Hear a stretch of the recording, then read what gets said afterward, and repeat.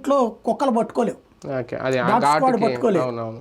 రెండవది కారం పొడి మొహాన చల్లారు అంటే పక్కా ప్రొఫెషనల్.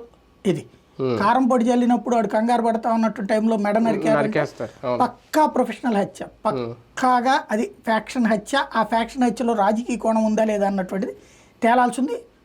ఉండే అవకాశమే ఎక్కువ ఉంటుంది. ఎందుకంటే వేరే కారణాల మీద హత్యలు చేసే ఫ్యాక్షన్ హత్యలు ఎందుకు ఉంటాయి? ఊళ్ళో ఫ్యాక్షన్ హత్య అయితే అప్పటికప్పుడు చెప్పేసేవాళ్ళు, ఈవెన్ శాంబాబి చెప్పేసేవాళ్ళు, ఇదిగో ఈ కారణంగా అవతల ఉన్నటువంటి ప్రత్యర్థులు అనేసి.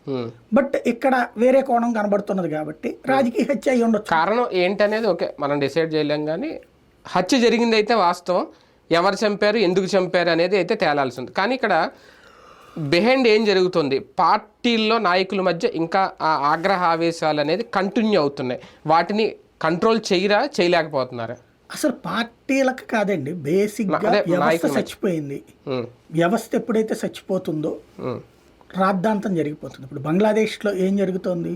వ్యవస్థలు లేవు, ఎవడికి తోచిందో వాడు ఏది పడితే అది చేసేస్తున్నాడు. ఇప్పుడు మన గ్రౌండ్ లెవెల్లో ఎట్లా ఉందంటే, అధికార పక్షంలో జనసేన, భారతీయ జనతా పార్టీ వాటిట్లో పార్టిసిపేట్ చేయట్లేదు, కానీ తెలుగుదేశం వాళ్ళు ఏం చేస్తున్నారు, ఎక్కడికక్కడ పోలీసులు